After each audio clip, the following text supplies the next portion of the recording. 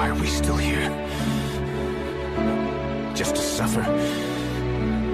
So, if you haven't been trapped under a mountain located in China, you've probably have seen or maybe even engaged in the conversation that is the increasing prevalence of AI. From stuff like AI art taking over websites like DeviantArt and ruining art competitions, the whole controversy with Meta or Facebook using Instagram images to train their own AI and they didn't even tell their users. Not to mention AI itself being a focal point in the writer's strike of last year and the potential upcoming animation guild strike this year. It's a topic that you can't avoid no matter how hard you try. But I do think it is an important conversation to have.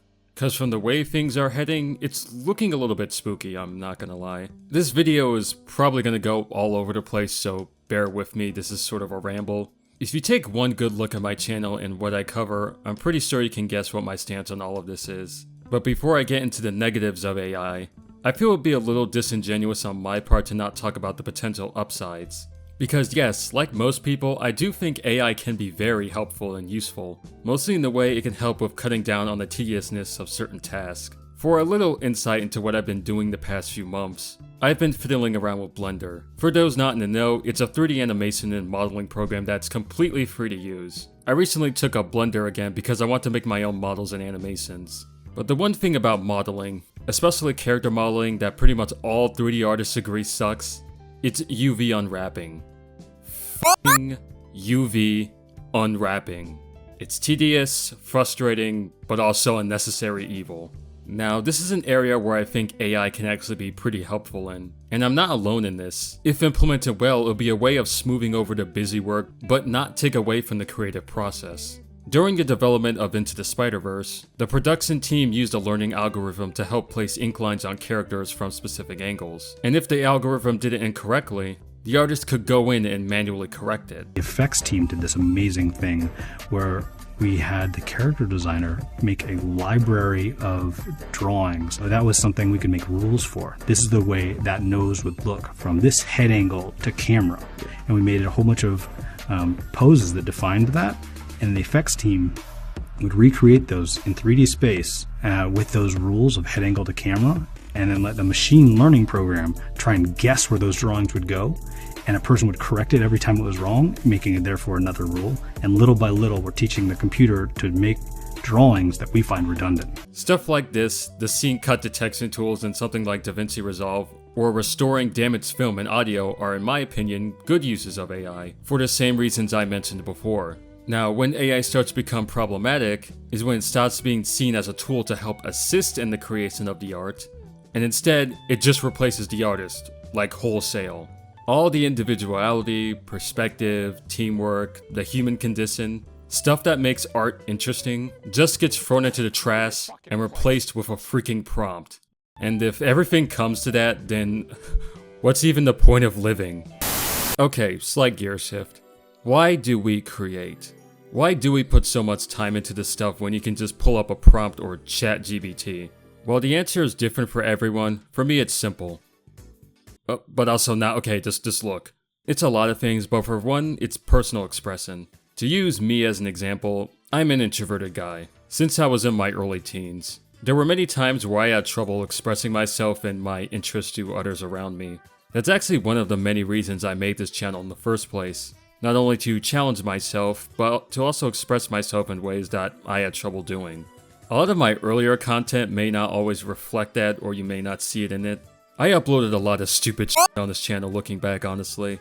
But that's sort of the joy of experimentation. But around the time I got my first mic and started to upload more in-depth content was where I think I truly started to shine, or at least have a direction for what I wanted to do. Videos like the Whom the Frog Bell Tolls Lost Media video. By the way, for those who are curious, I still haven't found it after 2 years. My Owl House and Amphibia videos, and even my Lost Nickelodeon anime video. That was me talking about topics I had a personal interest in, or that nobody was talking about those topics or making those types of videos, or at least talking about those subjects in the way that I did.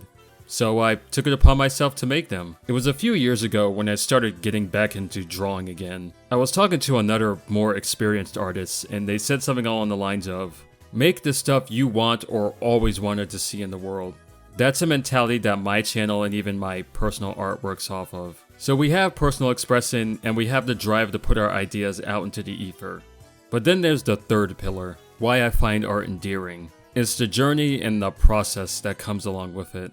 Sometimes when I'm in the mood, I go back and watch some older videos of mine. I do this for many reasons, but one of them is to sort of assess how I've grown as a creator, and even a little bit as a person. Going from having no microphone, speaking through text, and using Shotcut, to having a microphone, better editing, scripts, and having around 4K subs, or at least I'm getting close to that. All of that done over the course of 6 years. And to be honest, I'm grateful for that. When I look at my old videos, yes, I see the flaws, the cringy moments, but I also see the individual choices I made to get better. I see the mindset I was in when making those videos. I see the growth and I see the person behind them. That's probably why I love concept art or video game betas so much, why I find them so captivating. Cause what you're looking at is the rough beginnings of a project that's just figuring itself out. It's imperfect, it's raw, but you can also see the building blocks of what it will eventually become. The individual decisions, changes, input from others that got it to the finish line. This is gonna sound incredibly sappy, but it's honestly kinda beautiful. The beauty of the creative process. You get none of this with AI. The unique experiences, the stories, the craft, the goddamn humanity. You get nothing but an imitation. If we're gonna replace all of this with this, then that is just so lame. I feel that AI bros just fail to understand why people create in the first place. Why we spend so much time on this stuff. It's not only about challenging yourself, it's also about self-discovery and knowing who you truly are, working with a team, and just personal growth, man. Okay, let's shift gears again one last time. Will crap like AI movies or AI cartoons or whatever, will any of this catch on? I feel that as YouTubers or critics, we tend to think the average consumer or the normies are bland sheep that will gobble up whatever slop you throw at them. But I don't think that's entirely true. Let me tell you a little bit of an anecdotal story. So a few weeks ago I went on a cruise to Costa Maya and Cozumel, and I had a fun time. This skull was $40 up front, but I got the shirt that changes colors when it's in the sun, so it balances out, I guess.